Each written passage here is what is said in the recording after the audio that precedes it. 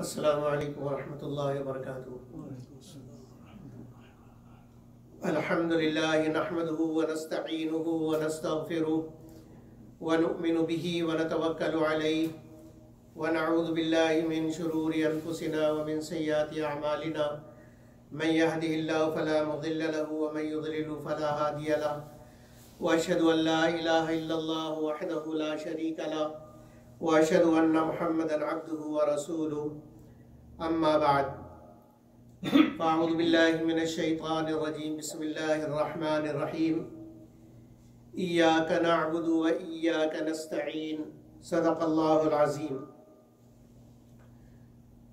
عزیزو بھائیو دوستو بزرگو، درس قرآن کے سلسلے میں الحمدللہ ہم آپ جمع ہیں۔ سورہ فاتحہ کی تفسیر چل رہی ہے۔ آج انشاءاللہ سورہ فاتحہ کی آیت ایاک نعبد و ایاک نستعین کی تشریح ہوگی انشاءاللہ۔ اللہ ہم سب کو عمل کی توفیق عطا فرمائے۔ یہ آیت علماء یہ فرماتے ہیں، علامہ ابن القیم رحمۃ اللہ علیہ نے فرمایا کہ پورے قرآن کا مرکزی خیال، جیسے ہم پڑھتے تھے نا پہلے کہ اس اسٹوری کی، اس کہانی کا مرکزی خیال کیا ہے، تو پورے قرآن کا مرکزی خیال سورہ فاتحہ ہے۔ وہ علامہ ابن القیم فرماتے ہیں سر القرآنی سورۃ الفاتحہ، کہ سورہ فاتحہ پورے قرآن کا مرکزی خیال ہے، مرکزی عنوان ہے۔ وَسِرُّ هَذِهِ السُّورَةِ هَذِهِ الْآيَةِ، اور پورے سورہ فاتحہ کا مرکزی خیال اور مرکز جس کو حاصل ہے وہ اس آیت کو ایاک نعبد و ایاک نستعین، اے اللہ ہم تیری ہی عبادت کرتے ہیں اور تجھ ہی سے مدد مانگتے ہیں، عبادت بھی تیری، مدد بھی تجھ سے۔ اس آیت کے اندر عربی قاعدے کے اعتبار سے ہونا چاہیے نعبدک و نستعینک، کیونکہ ہماری زبان میں بھی بلکہ ہر زبان میں یہ ہے کہ پہلے فعل ہوتا ہے، پھر فاعل ہوتا ہے اور اس کے بعد مفعول ہوتا ہے۔ مفعول کا ذکر آخر میں کیا جاتا ہے۔ تو فعل عبادت کرنا ایک فعل ہے، ایک کام ہے، اور اس کام کو کرنے والے ہم ہیں، تو جس کے لیے کیا جا رہا ہے وہ اللہ ہے۔ تو آخر میں آنا چاہیے تھا نعبدک، یہ جملہ ہونا چاہیے تھا، اور یہ جملہ بھی ٹھیک ہے، لیکن کاف کو نعبدو کے بعد رکھنے کے بجائے اس کو شروع میں لے آئے اور کہا ایاک۔ اس سے فائدہ کیا ہے؟ عربی قاعدے کے اعتبار سے اس کا فائدہ یہ ہے، عربی میں کہتے ہیں التقدیم ما حقہ التاخیر یفید الحصر والاختصاص، کہ جس لفظ کو، جس چیز کو بعد میں لانا چاہیے تھا اس کو پہلے ذکر کر دیا جائے تو اس سے دو فائدہ حاصل ہوتا ہے۔ ایک فائدہ حصر کا معنی پیدا ہو جاتا ہے، اور اختصاص، حصر کا مطلب بھی ہم اس کا ترجمہ کر سکتے ہیں صرف اور صرف، خاص، صرف اور صرف خاص۔ تو ایاک نعبد کا ترجمہ ہم تو عام طور پہ کیا کرتے ہیں کہ ہم صرف تیری ہی عبادت کرتے ہیں۔ تو تیری ہی عبادت، تیری ہی کا جو ترجمہ نکلا وہ اس وجہ سے نکلا کہ ایاک پہلے مقدم آ گیا، اس وجہ سے تیری ہی نکلا، اور اختصاص یعنی خاص کا معنی پیدا ہو گیا کہ عبادت خاص تیری ہی ہے اور اللہ کے علاوہ کسی کی بھی عبادت نہیں ہے۔ تو یہ جو دو فائدے حاصل ہوئے کہ ایک صرف اور صرف کا معنی اور خاص تیری ہی، یہ دونوں معنی پیدا کیوں ہوا؟ اس لیے کہ ایاک کو نعبدو سے پہلے ذکر کیا گیا۔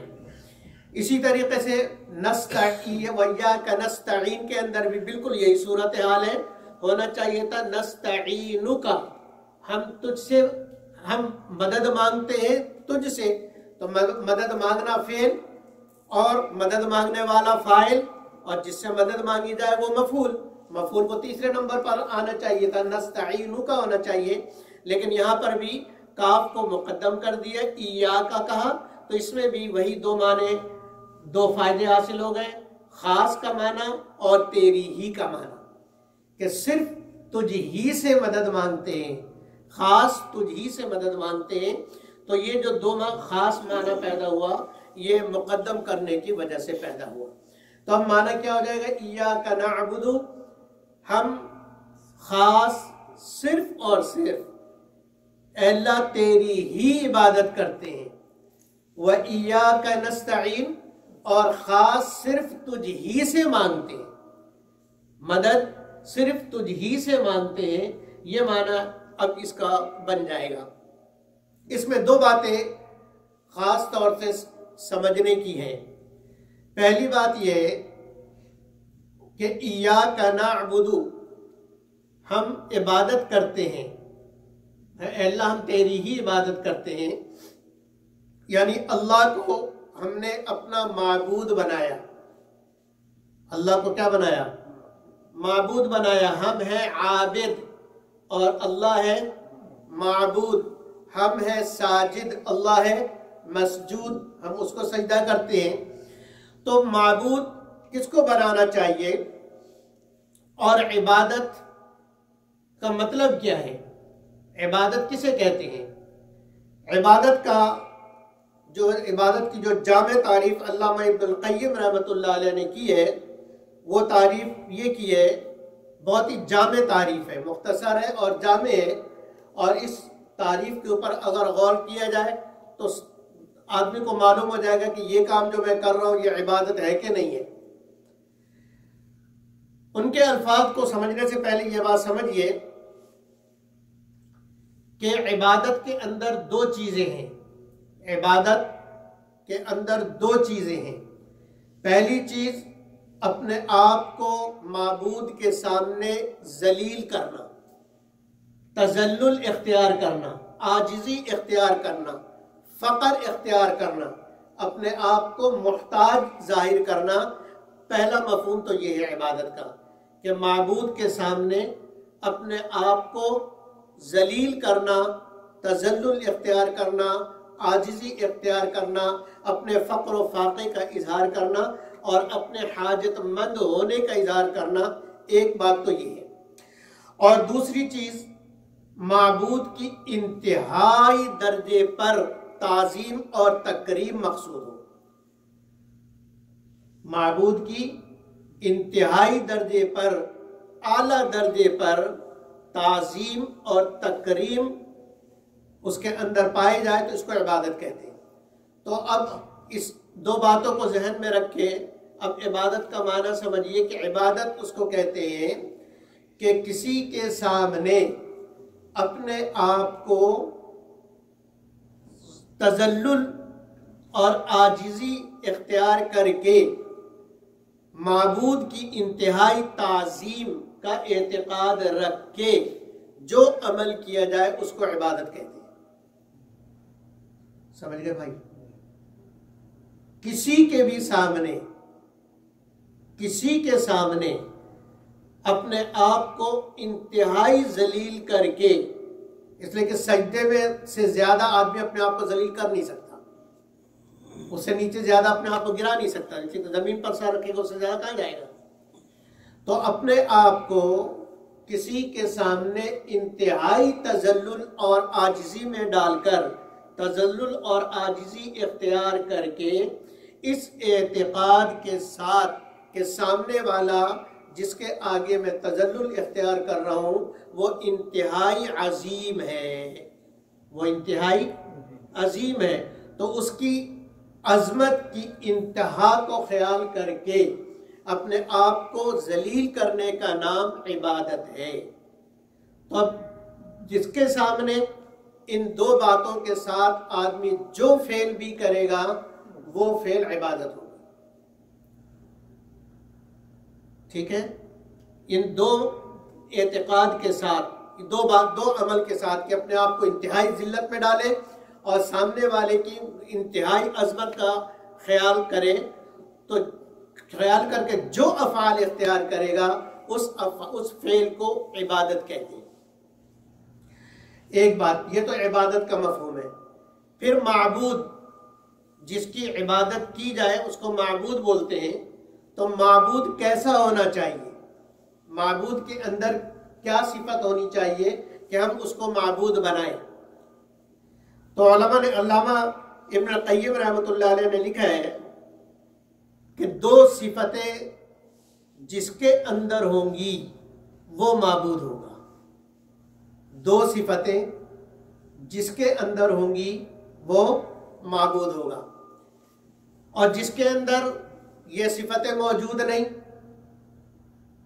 وہ معبود نہیں. اور جو ان کی عبادت کر رہا وہ مشرک، وہ شرک والا، کفر والا، وہ کافر، وہ مشرک. اس لیے کہ وہ عبادت کر رہا، اپنے آپ کو جھکا رہا ہے، سجدے کر رہا، دعائیں مانگ رہا، لیکن جس سے مانگ رہا ہے اس کے اندر وہ 2 صفتیں موجود نہیں ہیں جو صفت معبود کے لیے ہونی چاہیے. تو معبود وہی ہو سکتا ہے جس کے اندر 2 صفتیں موجود ہوں.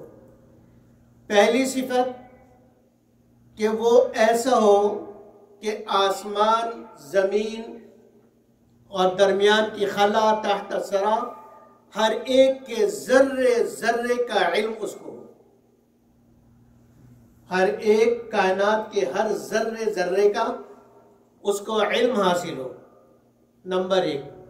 نمبر 2، اس کے اندر اتنی طاقت، اتنی قوت موجود ہو کہ وہ جس کو چاہے نفع پہنچائے، جس کو چاہے نقصان پہنچائے، جس کے ساتھ جو چاہے کر سکے، جس کے ساتھ جو چاہے کر سکے، وہ سب چیزوں کا مالک اور مختار ہو.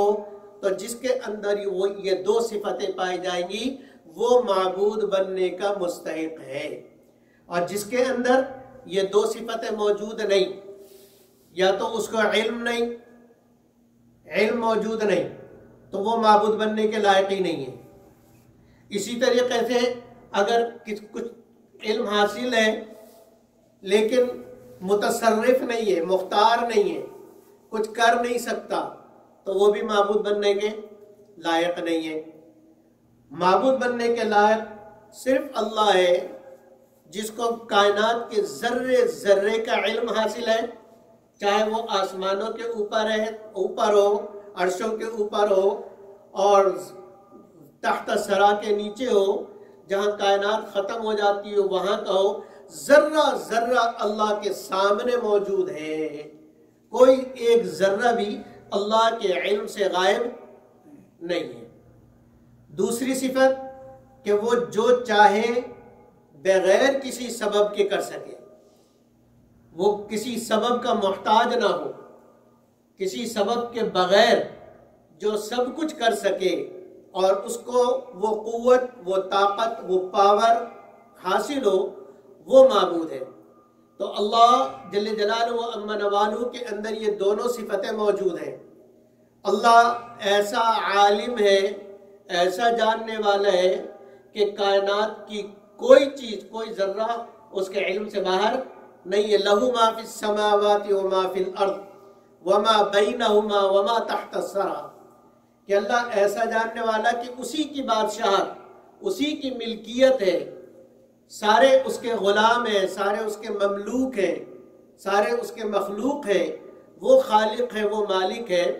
تو فرمایا کہ اللہ تو وہ ہے کہ آسمانوں میں، آسمان اور آسمانوں میں جو کچھ بھی ہے، اور زمین میں جو کچھ بھی ہے، اور ان دونوں کے درمیان جو کچھ ہے، اور تحت سرا کے نیچے، تحت سرا میں جو کچھ ہے، وہ سب قسم اسی اللہ کا ہے. یعنی اس کا مالک، اس کا مختار صرف وہی اللہ ہے. تو معبود کے لیے مالک ہونا ضروری ہے کہ وہ کچھ کر بھی سکے. تو اللہ نے کہا میں مالک ہوں. دوسرا اس کو علم ہونا چاہیے، لہو ما فی السماوات وما فی الارض وما بینہما وما تحت الثری.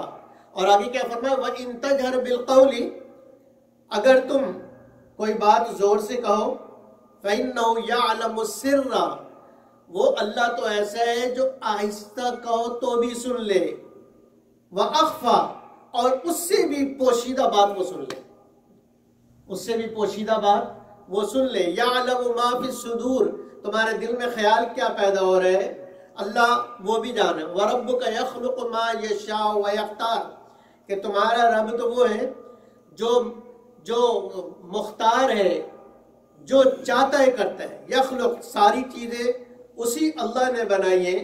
وَيَخْتَارُ، اور جو کچھ بھی اسی کے اختیار میں ہے، کوئی چیز اس کے اختیار سے باہر نہیں ہے. تو یہ دونوں صفتیں قرآن حکیم کے اندر، قرآن حکیم کا خلاصہ کہتے ہیں حوامیم ہے، یعنی وہ قرآن کی صورتیں جو حامیم سے شروع ہوتی ہیں ان کے اندر قرآن کا خلاصہ ہے. تو کوئی حامیم کو بھی اچھی طرح پڑھ لو، پورا قرآن کو وہ انشاءاللہ سمجھ جائے گا. اور حوامیم کا مرکزی جو خیال ہے وہ توحید ہے. حوامیم کا مرکزی خیال توحید ہے، اور اس میں بھی ان دو صفتوں کو زیادہ بیان کیا گیا ہے کہ وہ خالق ہے، ساری چیزوں پر اسی کا قبضہ ہے، ساری چیزوں پر اسی ایک اللہ کا قبضہ ہے ایک. اور دوسری چیز کہ اس کا علم اتنا بڑا ہے کہ وہ ذرے ذرے کا مالک. تو یہ دو قرآن حکیم کے اندر اللہ نے معبودان باطلہ کو، جن کو لوگ سمجھتے تھے اور لوگ سمجھ کے جن کی عبادت کرتے تھے، اللہ نے ان سے قرآن حکیم میں جہاں کہیں پہ بھی، پورے قرآن حکیم کے اندر جہاں ان کی عبادت کی نفی کی ہے، جہاں اپنی عبادت کے لیے کہا ہے کہ میری عبادت کرو، وہاں اپنی انہی دو صفتوں کو بیان کیا. وجہ کیا بتلائیے کہ میری عبادت کرو؟ کیوں کرو؟ اس لیے کہ میں جاننے والا ہوں اور میں مالک و مختار ہوں. تو یہ دونوں صفتیں جو معبود ہونے کے لیے چاہیے وہ میرے اندر ہے، کسی اور کے پاس نہیں ہے.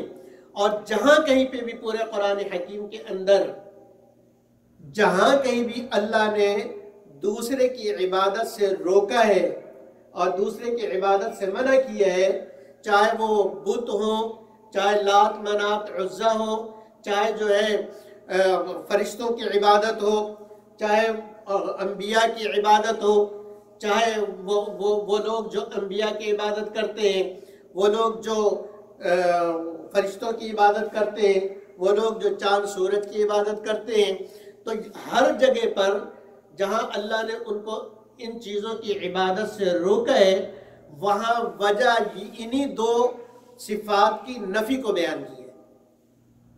وہاں کیا بیان کیا کہ ان کی عبادت کیوں نہ کرو؟ اس لیے کہ یہ دونوں صفتیں ان کے پاس نہیں ہیں. ما کان لہم الخیرۃ من امرہم، ان کے پاس کسی چیز کا اختیار نہیں. یہ بیان کیا کہ کسی چیز کا اختیار ان کے پاس نہیں ہے. فرشتوں کی عبادت سے منع کیا. کیوں منع کیا؟ کیونکہ فرشتے خود اللہ کے غلام ہیں، خود اللہ کی مانتے ہیں. تو جو دوسروں کی مانے وہ رب نہیں ہو سکتا. اس کا دوسرے کی آدمی کب مانتا ہے؟ جب دوسرے کا اختیار اس کے اوپر ہو. تو اللہ کے اوپر کسی کا اختیار نہیں. اللہ کے علاوہ جو ہے اس کے اوپر اللہ کا اختیار ہے. فرشتوں پر اللہ کا اختیار، نبیوں پر اللہ کا اختیار، ولیوں پر اللہ کا اختیار، پیر فقیر پر اللہ کا اختیار، بت پر اللہ کا اختیار. تو جو خود محتاج ہو وہ معبود نہیں بن سکتے. تو اللہ نے ان کو روکا کہ بتوں کی عبادت نہ کرو. کیوں نہ کرو؟ اس لیے کہ یہ تو ایسے بیکار ہے، ایسے بیکار ہے کہ یہ کچھ کر ہی نہیں سکتے. جیسے یا ایھا الناس ضرب مثل فاستمعوا له. انسانوں، اللہ ایک مثال تمہیں بتاتا ہے، اس کو اچھی طرح سنو تاکہ توحید تمہارے سمجھ میں آ جائے. ان الذین تدعون من دون اللہ، کہ اللہ کو چھوڑ کر جن چیزوں کی تم عبادت کرتے ہو، عام ہے جس چیز کی بھی تم عبادت کرتے ہو، وہ تو اتنے کمزور ہیں، اتنے کمزور ہیں، لن یخلقوا ذبابا، کہ وہ ایک مکھی بھی نہیں بنا سکتے. وہ ایک مکھی بھی نہیں بنا سکتے. اور یہ نہیں کہ ایک نہیں بنا سکتے، 10 مل کے بنا لیں گے. فرمایا وَلَوِ اجْتَمَعُوا لَهُ، اگر ساری جمع ہو جائے نا، سارے فرشتے جمع ہو جائیں، سارے انبیاء جمع ہو جائیں، سارے ولی، سارے پیر فقیر اور سارے وہ لوگ جن کو تم نظر و نیاز چڑھاتے ہو اور ان کی منتیں مانتے ہو، ان کو حاجت روا مشکل کشا سمجھتے ہو، وہ سارے اگر جمع ہو جائیں تو ان کے پاس اتنی طاقت بھی نہیں کہ ذباباً ایک مکھی بنا سکتے. لن یخلقوا ہرگز نہیں بنا سکتے ذباباً ایک مکھی بھی، وَلَوِ اجْتَمَعُوا لَهُ اگرچہ سارے کے سارے جمع ہو جائیں. تو جب سارے مل کر ایک مکھی بنا نہیں سکتے تو یہ کہا ہے کہ معبود ہوئے، یہ کہا ہے کہ معبود ہوئے. اور مکھی بنانا تو دور کی بات ہے. وَإِن يَسْلُبْهُمُ الذُّبَابُ شَيْئًا ان کے پاس جو تم مٹھائیاں رکھتے ہو نا، وہ معبودوں کے سامنے رکھے جاتے تھے. نظر و نیاز ہمارے یہاں قبروں پر نظر و نیاز رکھے جاتے ہیں، مجاوروں کے مزے ہوتے ہیں. بابا کو تھوڑی ملتا ہے، جو اندر پڑا وہ بیچارے کی اپنی مصیبت پڑی ہوئی ہے، وہ تمہاری کیا کرے گا. تو کہا کہ وہ جو تم مٹھائیاں رکھ کے جاتے ہو نا، یسلبہم الذباب شیئا اگر مکھی آئے اور ان کی مٹھائی میں سے کچھ لے جائے تو یہ تو اتنے کمزور ہے، لا یستنقذوا من مکھی کے منہ سے بھی نہیں نکال سکتے، مکھی سے بھی نہیں چھین سکتے. تو جو اتنا کمزور ہے کہ وہ مکھی سے بھی نہ چھین سکے تو وہ کاہے کا معبود ہو گیا، اور وہ اس قابل کہا ہے کہ اس کو معبود بناؤ. تو اس لیے فرمایا کہ میں عرض کر رہا تھا کہ پورے قرآن حکیم میں جہاں کہیں بھی اللہ نے نفی کی ہے غیر اللہ کی عبادت کی، وہاں نفی اس لیے ہے کہ ان کے اندر یہ دو صفتیں نہیں ہیں. علم نہیں ہے، جانتے کچھ نہیں ہے. دوسرا ان کے اندر طاقت نہیں ہے، نہ یہ تخلیق کر سکتے ہیں، نہ ان کو قدرت حاصل ہے کہ کسی کو پکڑ سکیں، اور نہ جو چاہے وہ کر سکے. تو یہ ایسے بے علم ہے کہ ان کو کچھ معلوم نہیں، اور ایسے بے قدرت ہے کہ ان کو کسی چیز پر قدرت نہیں. تو جس کے اندر یہ باتیں نہیں ہیں تو وہ عبادت کے بھی لائق نہیں ہے. تو یہ دو باتیں انشاءاللہ سمجھ گئے ہوں گے کہ معبود کے اندر دو صفتیں ہونی چاہیے، علم کی صفت اور قدرت کی صفت، کہ اس کے اندر قدرت اور طاقت ہو کہ جو چاہے کر سکے، اور اس کے اندر علم ہو کہ ذرے ذرے کو جانتا ہو. ایک بات.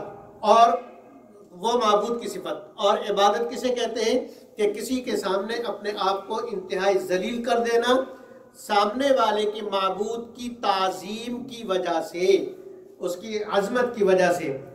اب سنیے جو علامہ ابن القیم رحمۃ اللہ علیہ اپنے الفاظ میں فرماتے ہیں، ابن کثیر کے اندر موجود ہے کہ العبادت عبارت عن الاعتقاد والشعور. عبادت نام ہے اس اعتقاد کا، اس یقین کا اور اس شعور کا، یعنی یہ سمجھ کر بھی ان للمعبود سلطنتا غیبیتا، سلطنت غیبیت، کہ معبود کو غیبی قوت حاصل ہے، غیبی قدرت حاصل ہے، کہ وہ آپ کو نظر نہ آ رہا ہو لیکن وہ کر سب کچھ سکتا ہے. آپ جہاں کہیں پہ بھی ہوں گے وہ آپ کے ساتھ سب کچھ کر سکتا ہے، اس کو قدرت حاصل ہے غیبی طور پر. یقدر بها علی النفع والضرر، کہ وہ آپ اس کو ایسی قوت اور طاقت حاصل ہے کہ وہ آپ کے نقصان پہ بھی قادر ہے، آپ کے فائدے کے پر بھی قادر ہے، کہ جب چاہے وہ آپ کو نفع پہنچا دے اور جب چاہے آپ کو نقصان پہنچا دے. تو فرمایا فَكُلُّ ثَنَاءٍ وَدُعَاءٍ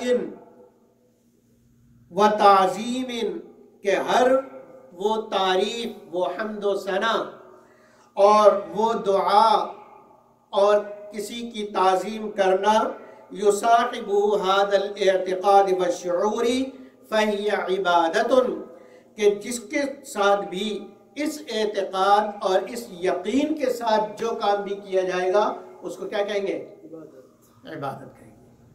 اور چونکہ یہ دو باتیں کہ قدرت، طاقت اور علم، یہ اللہ کے علاوہ کسی کے پاس ہے نہیں، نفع نقصان کا اللہ کے سوا کوئی مالک نہیں ہے، اس لیے کہ فرشتوں کو مالک سمجھتے، فرشتے خود اللہ سے مانگتے، نبیوں کی گھنٹوں گھنٹوں کی دعائیں اللہ سے.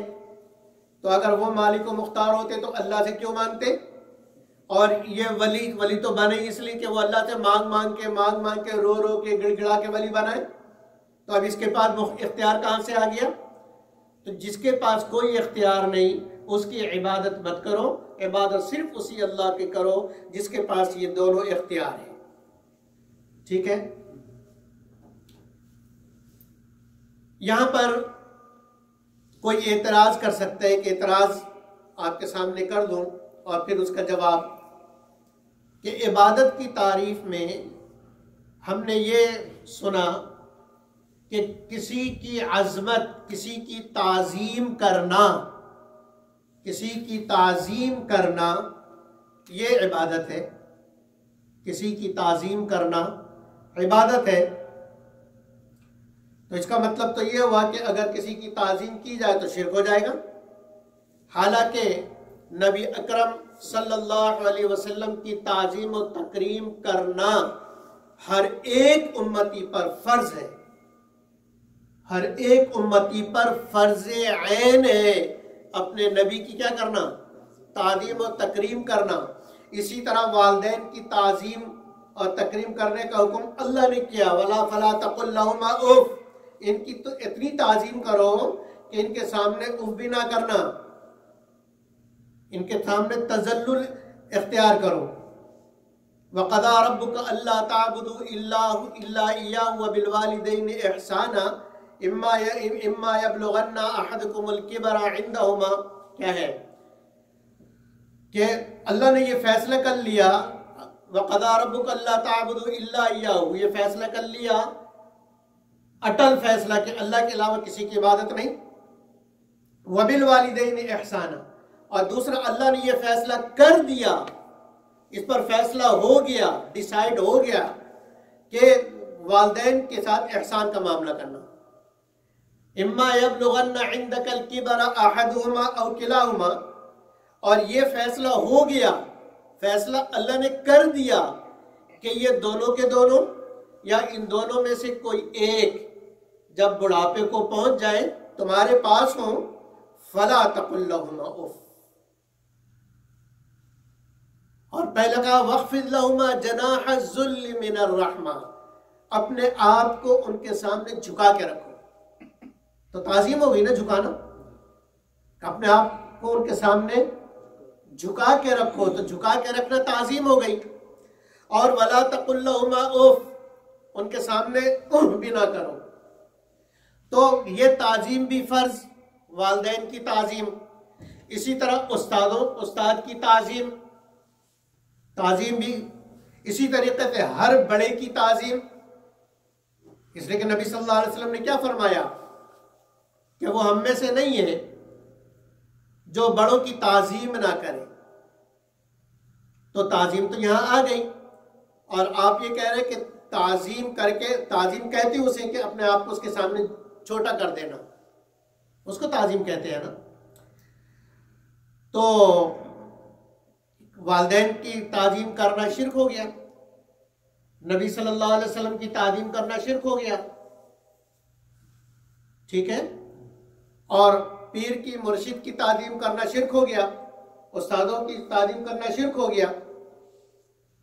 تو اس کا جواب یہ ہے کہ نہیں، ایسا نہیں ہے، ایسا نہیں ہے۔ نبی اکرم صلی اللہ علیہ وسلم کی تعظیم، والدین کی تعظیم، استادوں کی تعظیم، بڑوں کی تعظیم، یہ تعظیم اس عقیدے سے نہیں کی جاتی، کیونکہ دو عقیدہ چاہیے نا، کہ جس کی میں تعظیم کر رہا ہوں وہ عالم الغیب ہو، جس کی میں تعظیم کر رہا ہوں وہ کیا ہو؟ عالم الغیب ہو، اور دوسری اس کے اندر کیا صفت ہونی چاہیے؟ کہ اس کو قدرت حاصل ہو، غیبی سلطنت اس کو حاصل ہو کہ وہ جو چاہے میرے ساتھ نفع نقصان کر سکتا ہو۔ تو ان دو عقیدوں کے ساتھ تو جس کی تعظیم ہوگی وہ شرک ہوگی، ان دو عقیدوں کے ساتھ کہ جس کی میں عزت کر رہا ہوں، جس کے سامنے جھک رہا ہوں، تعظیم کر رہا ہوں، یہ اس لیے کہ میں کہیں پہ بھی رہوں گا یہ مجھے نفع نقصان پہنچا سکتا ہے، اور جہاں کہیں پہ بھی میں رہوں گا، جو بھی کروں گا، یہ اس کو یہ عالم الغیب ہے، اس کو پتہ چل جائے گا اور یہ پھر مجھے نقصان پہنچائے گا یا نفع پہنچائے گا. اگر یہ ناراض ہوگے تو نقصان پہنچائے گا، اور اگر یہ راضی رہا تو پھر کیا ہوگا؟ مجھے نفع پہنچے گا. تو اس اعتقاد کے ساتھ تو جس کی تعظیم ہوگی وہ کیا ہوگی؟ شرک ہوگی، اور ایسا کرنے والا مشرک ہوگا. تو اب اس کے آئینے میں ہم دیکھ لیں قبر پرستوں کا حال، کہ وہ قبر کو سجدہ کیوں کر رہے ہیں. قبر کو سجدہ کیوں کر رہے ہیں؟ اس لیے کہ ان کا عقیدہ ہے کہ بابا کر دے گا، بابا مجھے دے گا، یہ بابا میرے مسئلے حل کرے گا. اور بابا مسئلے حل کیوں کرے گا؟ اس لیے کہ بابا کر سکتا ہے، بابا کو قدرت ہے. تو اس لیے ہم کہتے ہیں کہ یہ کیا کر رہا ہے؟ شرک کر رہا ہے، یہ مشرک ہے. اور وہی کام ہم مسجد میں آ کے اللہ کے سامنے کریں تو شرک نہیں ہے. اس لیے کہ یہاں ہم ان دو عقیدوں کے ساتھ اللہ سے مانگ رہے ہیں، اور اللہ اس کا مستحق ہے، کیونکہ اللہ کے اندر معبود بننے کی صفت موجود ہے. اس لیے یہ عبادت ہے، یہ توحید ہے. لیکن اسی عقیدے کے ساتھ اگر قبر سے مانگا جائے، قبر والے سے مانگا جائے، یا کسی سے بھی مانگا جائے، یا کسی کی بھی تعظیم کی جائے، تو وہ کیا ہوگی؟ شرک ہوگی. ٹھیک ہے. تو اب والدین کی آدمی عزت کرتا، تکریم کرتا، قطعاً یہ عقیدہ نہیں ہوتا کہ والدین جو چاہیں کر سکتے ہیں اور میں جو بھی کروں گا ان کو پتہ چل جائے گا، اور پتہ چل جائے گا وہی ہے مجھے پکڑ سکتے ہیں. ٹھیک ہے. یا پیر یا نبی صلی اللہ علیہ وسلم کی ہم تعظیم کرتے ہیں، تکریم کرتے ہیں، عزت کرتے ہیں، ہمارے دل، ہماری جانیں، ہمارے جان مال اور اولاد سب آپ پر قربان ہو جائے. یہ جو ہم نبی اکرم صلی اللہ علیہ وسلم کا تعظیم اور اکرام کرتے ہیں، یہ اس لیے کرتے ہیں کہ اللہ نے ہمیں حکم دیا کہ اپنے نبی کی لا تجعلوا دعاءکم کدعاء بینکم کدعاء بعضکم بعضا، کہ نبی کو ایسے نہ پکارو جیسے ایک دوسرے کو پکارتے ہو. یعنی عزت کے ساتھ یا رسول اللہ کہہ کر، یا نبی اللہ کہہ کر، یا حبیب اللہ کہہ کے، جیسے ایک دوسرے کا نام لیتے ہو، اعظم، طیب، یہ جو نام لے کے پکارتے ہو، کا نام لے کے نہ پکارو، عزت کے ساتھ پکارو. ٹھیک ہے. اور عزت کیا؟ یا رسول اللہ، یا حبیب اللہ، یا نبی اللہ. تو یہ عزت اور تکریم جو ہم کرتے ہیں، ایک تو اللہ کا حکم ہے اس لیے کرتے ہیں، دوسرے اس لیے کرتے ہیں کہ نہ صحابہ کا یہ عقیدہ تھا کہ نبی اکرم صلی اللہ علیہ وسلم عالم الغیب ہے اور ہر جگہ حاضر و ناظر ہیں، اور جو چاہے کر سکتے ہیں، یہ صحابہ کا عقیدہ نہیں تھا. تو ہم بھی جب اس عقیدے کے بغیر تعظیم و تکریم کریں گے تو یہ شرک نہیں ہوگا، یہ شرک نہیں ہوگا. اسی طرح والدین کی اور بڑوں کی جو عزت اور تکریم کریں گے، اس کے اندر اگر یہ دونوں عقیدے نہیں، تو ان کے لیے، ان کی تعظیم اور تکریم کے لیے جو افعال ہوں گے وہ افعال عبادت نہیں ہوگا، نمبر 1. نمبر 2، وہ افعال شرک نہیں ہوں گے. ٹھیک ہے. یہاں ایک بات اور سمجھنے کی ہے کہ کسی کی عزت، تعظیم، تکریم اگر ان خیالات کے ساتھ نہ ہو کہ اس کو قدرت حاصل ہے اور یہ عالم الغیب ہے، مجھے ہر جگہ دیکھتا ہے، تو اس کی تعظیم کسی بھی انداز میں کیا جائے وہ شرک نہیں ہے، وہ شرک نہیں ہے. کیونکہ اس کے اندر، لیکن اگر وہی افعال اس یقین، اس اعتقاد کے ساتھ کیا جائے تو شرک بن جائے گا. تو گویا کہ شرک اور غیر شرک میں فرق نیت کا ہے. کس کا ہے؟ نیت کا اور اعتقاد کا. نیت کا اور اعتقاد کا فرق ہے کہ اگر نیت وہ نہیں ہے اور اعتقاد وہ نہیں ہے تو شرک نہیں ہے، لیکن نیت وہ ہے اور اعتقاد بھی ہے تو پھر شرک ہے. لیکن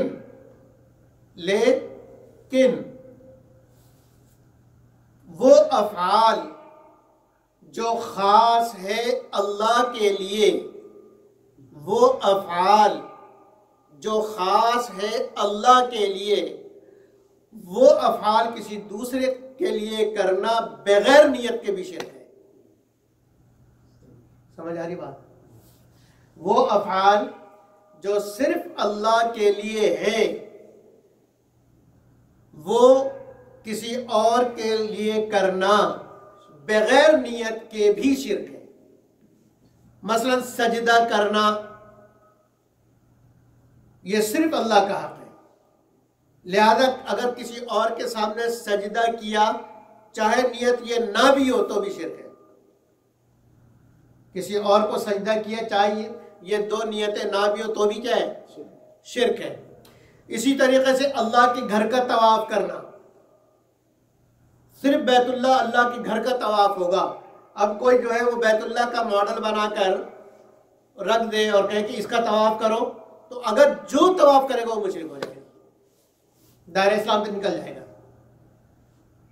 ٹھیک ہے، اس لیے کہ طواف کرنا صرف ایک ہی گھر کے لیے ہے، اور وہ جو مکے میں ہے، اس کے علاوہ کسی کے لیے، چاہے وہ مسجد نبوی ہو، بیت المقدس ہو، چاہے اور دنیا کی کوئی بھی مسجد ہو، کہیں کی بھی ہو اور کہیں کا بھی ماڈل ہو، طواف صرف بیت اللہ کا ہے، لہذا یہ خاص ہے بیت اللہ کے لیے، کیونکہ اللہ کا گھر اب ویسے ہی بنا کر کے یہ بھی اللہ کا گھر ہے، کسی اور جگہ رکھ دیا جائے اور وہاں طواف کیا جائے، طواف کرنے والے سارے کے سارے مشرک ہو جائیں گے، چاہے یہ عقیدہ نہ بھی ہو۔ یہ اس پر میں زور دے رہا ہوں، چاہے یہ عقیدہ نہ بھی ہو، کیونکہ یہ فعل اللہ کے ساتھ خاص ہے، تو وہ افعال جو اللہ کے ساتھ خاص ہوں، اگر وہ افعال کسی دوسرے کے ساتھ کیا جائے چاہے وہ نیت نہ بھی ہو تو بھی کیا ہے؟ شرک ہے۔ یہ دو باتیں سمجھ گئے۔ اگلی بات وَإِيَّاكَ نَعْبُدُ، آگے وَإِيَّاكَ نَسْتَعِينُ، کہ ہم مدد صرف اللہ ہی سے مانگتے ہیں۔ اے اللہ، صرف مدد بھی، جب عبادت صرف تجھ ہی سے کرتے ہیں، تیری ہی کرتے ہیں، تو مدد بھی کس سے ہی مانگتے ہیں؟ صرف تجھ ہی سے مانگتے ہیں۔ اور مدد، کیونکہ مدد وہی کر سکتا ہے جو مالک اور مختار ہو، جو خود مالک اور مختار نہ ہو وہ کسی کی مدد کر نہیں سکتا۔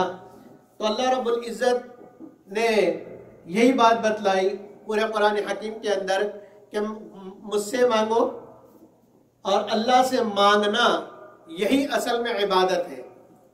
اللہ سے مانگنا، یہ عبادت ہم کیوں کرتے ہیں؟ اللہ سے مانگتے ہیں، عبادت بیسیکلی اللہ سے مانگنا ہے۔ اسی لیے عبادت قرآن حکیم میں بھی مانگنے کے معنی میں، دعا کے مانگنے میں، اور اللہ کے نبی کیا فرماتے ہیں؟ الدعاء هو العبادہ، کہ مانگنا ہی اصل عبادت ہے۔ یعنی اور ایک جگہ فرمایا الدعاء مخ العبادہ، کہ اللہ سے مانگنا، دعائیں کرنا یہ عبادت کا مغز ہے، عبادت کا مغز ہے، اصل ہے کہ اللہ سے مانگنا۔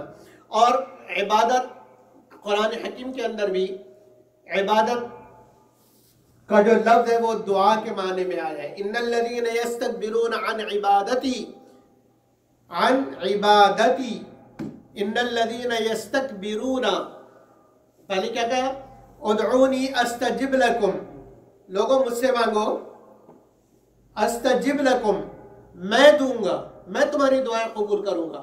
اور اگر مجھ سے نہیں مانگتے، ان الذین یستکبرون عن عبادتی، کہ جو لوگ تکبر کرتے ہیں مجھ سے مانگنے میں، یستکبرون عن عبادتی سیدخلون جہنم داخرین، کہ وہ ذلیل ہو کر جہنم میں داخل ہوں گے۔ تو یہاں عبادتی دعائی کے معنی میں ہے، ٹھیک ہے۔ قرآن حکیم کے اندر بھی بہت سارے مقامات پر عبادت تدعون من دون اللہ، تعبدون من دون اللہ، ای تدعون من دون اللہ، قرآن حکیم میں تعبدون من دون اللہ، اللہ کے علاوہ دوسروں کی عبادت کرتے ہو، وہاں بھی مراد تدعون ہے کہ تم دوسروں کو پکارتے ہو، دوسروں سے مانگتے ہو، بتوں سے مانگتے ہو، وہاں عبادت ہے لیکن مراد کیا ہے؟ مانگنا، کہ تم دوسروں سے مانگتے ہو اللہ کو چھوڑ کر۔ تو عبادت مانگنے کے معنی میں، تو ہم عبادت بھی اللہ کی کریں اور مانگے بھی کس سے؟ استعانت، مدد حاصل کرنا، مدد مانگنا اللہ ہی سے۔ تو مدد مانگنے، ہم تجھ ہی سے مدد مانگتے ہیں، کیوں؟ اس لیے کہ وہ مالک اور مختار اور متصرف فی الکل، چونکہ صرف ایک تیری ذات ہے، صرف ایک اللہ ہے جو چاہے کر سکتا ہے۔ اللہ کے علاوہ کوئی ایسا نہیں ہے کہ جو چاہے کر سکے، اس لیے صرف اللہ سے مانگنا چاہیے۔ تو اللہ کے غیر سے مانگنا شرک ہے، اللہ سے مانگنا توحید، اور اللہ کے غیر سے مانگنا شرک، اس لیے کہ غیر کچھ کر نہیں سکتا، اور نہ اس کے اندر وہ دونوں صفتیں موجود ہیں کہ عالم الغیب ہونے کی اور مختار اور ملکیت ہونے کی۔ چونکہ وہ دونوں صفتیں نہیں ہیں، لہذا ان سے مانگنا بھی نہیں ہے۔ تو غیر اللہ سے مانگنا کیا ہو جائے گا؟ شرک ہو جائے گا۔ مانگنا صرف اللہ سے ہے، ٹھیک ہے۔ اب جو لوگ یہ کہتے ہیں کہ جی غیر اللہ سے مانگنا کیسے شرک ہو گیا، غیر اللہ سے مانگنا کہاں شرک ہو گیا؟ قرآن میں کہ حضرت عیسیٰ علیہ السلام کیا کہہ رہے ہیں؟ اذ قال الحواریون، نہیں، اذ قال اللہ، کیا ہے؟ یا ایھا الذین آمنوا کونوا انصار اللہ کما قال عیسی ابن مریم للحواریین من انصاری الی اللہ، کہ دیکھو عیسیٰ علیہ السلام اتنے بڑے پیغمبر ہیں، اور عیسیٰ علیہ السلام کیا کہہ رہے ہیں؟ من انصاری الی اللہ، کہ کون ہے؟ حواریین سے کہہ رہے ہیں، قال حواریون للحواریین، حواریین سے عیسیٰ علیہ السلام کہہ رہے ہیں، کیا کہہ رہے ہیں؟ من انصاری الی اللہ، میری مدد کرو بھائی، کون میری مدد کرے گا؟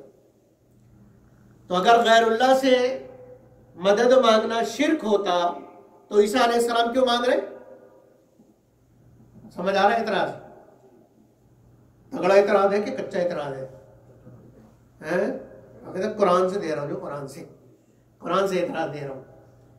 کیوں عیسیٰ علیہ السلام وہ اپنے حواریین سے کہہ رہے ہیں کہ من انصاری اللہ، قال الحواریون نحن انصار اللہ، حواریین نے کہا کہ جی ہم مدد کریں گے، تو وہاں عیسیٰ علیہ السلام نے غیر اللہ سے مانگی نا۔ اسی طریقے سے ذوالقرنین فَأَعِينُونِي بِقُوَّةٍ، وہ جو ان لوگوں نے کہا کہ یاجوج ماجوج کی قوم آتی ہے اور ہمیں برباد کر دیتی ہے، تو انہوں نے کہا کہ ٹھیک ہے، میں تمہارے اور ان کے درمیان ایک دیوار بنا دیتا ہوں، اور جب میں دیوار وہاں تک پہنچا دوں، کہاں تک؟ پہاڑ کے اونچائی تک، تو پھر تم لوہے کی سلیبیں بنا کے لاؤ، وہ رکھے وہاں تک بنائیں گے، اور پھر فَأَعِينُونِي بِقُوَّةٍ، مجھے تمہارا مال نہیں چاہیے، مال میرے پاس بہت ہے، میں لگاتا ہوں، صرف قوت چاہیے مجھے، یعنی انسانی قوت چاہیے کہ تم اٹھانے میں، رکھنے میں جو ہے وہ میری مدد کرو۔ تو کہا دیکھو ذوالقرنین نے بھی تو مدد مانگی، سمجھ آ رہی ہے بات؟ تو آپ یہ کیسے کہہ رہے ہو کہ غیر اللہ سے عبادت مانگنا شرک ہے؟ تو اس کا جواب یہ ہے کہ استعانت کی دو قسمیں ہیں۔ استعانت کی کتنی قسمیں ہیں؟ دو قسمیں ہیں۔ ایک قسم ہے استعانت ما فوق الاسباب، یعنی ایسی چیزوں میں مدد مانگنا جس کے لیے سامنے بظاہر کوئی سبب موجود نہ ہو، سامنے کوئی سبب موجود نہ ہو اس مسئلے کے حل کے لیے، جس کو کہتے ہیں ما فوق الاسباب، کہ وہ اسباب سے اوپر کی بات ہے، اس کا تعلق، اس مدد کا تعلق اسباب کے ساتھ نہیں ہے، ٹھیک ہے؟ تو وہ مدد مانگنا، اس کو کہتے ہیں استعانت ما فوق الاسباب۔ استعانت کیا؟ ما فوق الاسباب، کہ اسباب کو چھوڑ کر یا اسباب کے اختیار سے باہر ہو، اسباب کے اختیار میں نہ ہو، بغیر اسباب کے استعانت، مدد مانگنا ایک، اور دوسرا ہے استعانت ما تحت الاسباب، کہ سبب موجود ہے اس سبب کے ساتھ مدد مانگنا، اس سبب کے ساتھ مدد مانگنا۔ تو استعانت ما فوق الاسباب صرف اللہ کے لیے۔ اگر ما فوق الاسباب کا مطلب یہ ہے کہ یہ خیال کرنا کہ حالات جیسے بھی ہوں اللہ کر سکتا ہے، حالات جیسے بھی ہوں اللہ کر سکتا ہے، اللہ کو ضرورت نہیں کہ بارش ہوگی تو غلہ ہوگا، اللہ محتاج نہیں کہ زمین ہوگا تو غلہ نکلے گا۔ اس لیے کہتے ہیں نا کہ اس بات پر یقین رکھو، اس بات پر یقین رکھو کہ ساری دنیا اگر پیتل کی ہو جائے، ساری دنیا پیتل کی بن جائے اور زمین سے ایک دانہ غلے کا نہ نکلے اور آسمان سارا لوہے کا بن جائے اور اس سے ایک قطرہ بارش کا نہ ٹپکے، اللہ پھر بھی تمہیں کھلائے گا، اللہ پھر بھی تمہیں پلائے گا۔ تو یہ ما فوق الاسباب یقین ہے، ما فوق الاسباب یقین ہے۔ تو اللہ اگر کسی سے مانگا یہ سمجھ کے کہ یہ ما فوق الاسباب کرنے پر قادر ہے تو یہ شرک ہو جائے گا، یہ کیا ہو جائے گا؟ تو اب قبر والے سے مانگنا، قبر سے مانگنا یا نظر و نیاز چڑھانا اس نیت سے کہ بابا نے کر نہیں کرنا ہے، بابا کر سکتا ہے، چاہے اللہ چاہے نہ چاہے بابا کرے گا، نعوذ باللہ من۔ تو یہ عقیدہ رکھنا کہ اللہ خدا کا پکڑا نبی چھوڑا ہے، نبی کا پکڑا کوئی نہیں چھوڑا سکتا، وہ نبی کی طاقت خدا سے بھی بڑھ گئی، ٹھیک ہے کہ نہیں؟ تو ما فوق الاسباب ایک مالک سمجھ کر کسی سے مانگنا، اللہ کے سوا، اللہ کو چھوڑ کر کسی سے مانگنا، اس کو ما فوق الاسباب قادر سمجھ کر یہ کیا ہے؟ شرک ہے۔ اور کسی کو ما تحت الاسباب سمجھ کر، ٹھیک ہے، ما فوق الاسباب نہیں، ما تحت الاسباب کے سبب ہے، کر سکتا ہے، آپ سامنے تو پڑا ہے۔ میں کہوں کہ میں ذرا پانی پلانا عزیز بھائی، تو پانی وہ موجود ہے، عزیز بھائی یہ بیٹھا ہوا ہے، تو یہ میں نے جو ان سے پانی مانگا یہ تحت الاسباب ہے کہ پانی موجود ہے، اور بارش جو ہم مانگتے ہیں یہ فوق الاسباب مانگتے ہیں، ہے نا جی؟ بارش مانگتے ہیں فوق الاسباب، کہ سورج جو ہے تمتماتا ہوا نکلا ہوا ہو پھر بھی ہم دعا مانگتے ہیں۔ استسقاء کی دعا تو اسی وقت ہوتی ہے نا جب سورج تمتماتا ہوا ہو اور اس وقت جو ہے کوئی بارش کا قطرہ نہ برس رہا ہو، تو وہاں جو ہم دعا کرتے ہیں وہ فوق الاسباب کرتے ہیں کہ سبب کوئی نہیں، اللہ تو ہی دے۔ یہاں سامنے پانی موجود ہے، جو میں استعانت کر رہا ہوں یہ تحت الاسباب ہے، تو جو تحت الاسباب استعانت ہو وہ شرک نہیں ہے، ٹھیک ہے؟ اس لیے کہ وہ خود بھی اٹھ کے، میں بھی اٹھ کے لے سکتا ہوں، میں ان کا محتاج نہیں ہوں، لیکن میں چاہوں کہ وہ دے دیں۔ تو یہاں عیسیٰ علیہ السلام، اچھا دوسری بات یہ کہ جس سے استعانت کی جائے وہ سامنے موجود ہو، جس سے استعانت کی جائے وہ کیا ہو؟ سامنے موجود ہو۔ تو اللہ سے ہم کہیں پہ بھی مانگے، اللہ ہمارے سامنے، اور اللہ سے جو ہم مانگتے ہیں وہ ما فوق الاسباب مانگتے ہیں کہ سبب ہو جانا ہو اللہ تو کر سکتا ہے، لیکن دوسرے سے اگر اس عقیدے سے مانگیں گے تو وہ شرک بنے گا، اور اگر اس عقیدے کے بغیر تحت الاسباب مانگیں گے کہ یہ ابھی کر سکتا ہے، یعنی کہ جہاں کہیں پہ ہوگا یہی مجھے پانی پلائے گا، اگر یہ عقیدہ نہیں، صرف یہ کہ یہاں پانی ہے مجھے یہ پلا سکتا ہے، تو وہ تحت الاسباب ہے، اور تحت الاسباب استعانت شرک نہیں ہے۔ تو عیسیٰ علیہ السلام کا حواریین سے یہ کہنا من انصاری الی اللہ، یہ شرک کیوں نہیں ہے کہ یہ استعانت بغیر اللہ تو ہے لیکن تحت الاسباب ہے، ٹھیک ہے؟ استعانت بغیر اللہ تو ہے لیکن تحت الاسباب ہے، اسباب سامنے موجود ہے نا، سبب سامنے موجود ہے کہ یہ حواریین بیٹھے ہوئے ہیں۔ اسی طریقے سے یہ ذوالقرنین نے جو کہا تھا، قوم سامنے موجود تھی نا، قوم غائب تو نہیں تھی، سامنے لوگ موجود تھے، ان سے کہا کہ بھئی آپ لوگ میری مدد کرو، اٹھا کے لاؤ، یہ پتھر کے سلے پہ اٹھا کے لاؤ اور آگ لگانے میں میری مدد کرو. تو یہ تحت الاسباب تھا. تو استعانت تحت الاسباب شرک نہیں ہے. تو انبیاء کا، اولیاء کا، یا میرا اور آپ کا کسی ایک دوسرے سے استعانت کرنا، مانگنا، یہ چونکہ تحت الاسباب ہے اس لیے یہ شرک نہیں ہے. لیکن اگر اس کو ہم مافوق الاسباب سمجھ کے کریں گے تو پھر کیا ہو جائے گا؟ شرک ہو جائے گا. تو یہ تو اس اعتراض کا جواب تھا جو اعتراض ہوتا ہے کہ آپ کیسے منع کرتے کہ غیر اللہ سے مانگنا شرک ہے، عیسیٰ علیہ السلام نے بھی. ٹھیک ہے، تو یہ تو تحقیقی جواب تھا. کیسا جواب تھا؟ بس چلتے چلتے میں ایک الزامی جواب دوں کہ ایسے لوگوں کو الزامی جواب دیا جاتا ہے. اور الزامی جواب یہ کہ عیسیٰ علیہ السلام تو پیغمبر تھے نا، تو انہوں نے تو عوام سے مانگا، تم تو کہتے ہو پیغمبر سے مانگو. ٹھیک ہے، ذوالقرنین تو ولی تھا نا، اگر نبی نہیں مانتے، بات اس کے مطابق نبی نہیں ولی ہے، تو وہ ولی عوام تو اس سے نہیں مانگ رہی، وہ عوام سے مانگ رہا ہے نا. تو پھر تم کیسے کہہ رہے ہو کہ یہ ولی دے گا، یہ بابا بڑا پہنچا ہوا ولی ہے، اس سے مانگو.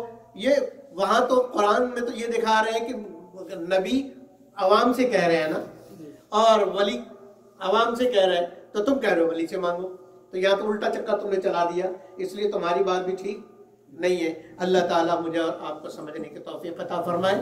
امید ہے کہ ایاک نعبد و ایاک نستعین اچھی طریقے سے سمجھ گئے ہوں گے، اس لیے کہ یہی اصل ساری عبادتوں کا مرکز اور نچوڑ ہے جو عقائد میں نے بتلائے ہیں. اللہ مجھے اور آپ کو سمجھنے عمل کرنے کی توفیق عطا فرمائے. وآخر دعوانا ان الحمدللہ رب العالمین. سبحانک اللہم و بحمدک نشہد ان لا الہ الا انت نستغفرک و نتوب الیک. نستغفرک و نتوب الیک. نستغفرک و نتوب الیک. وصلی اللہ تعالی علی خیر خلقہ محمد وعلی آلہ واصحابہ اجمعین برحمتک یا رحمن.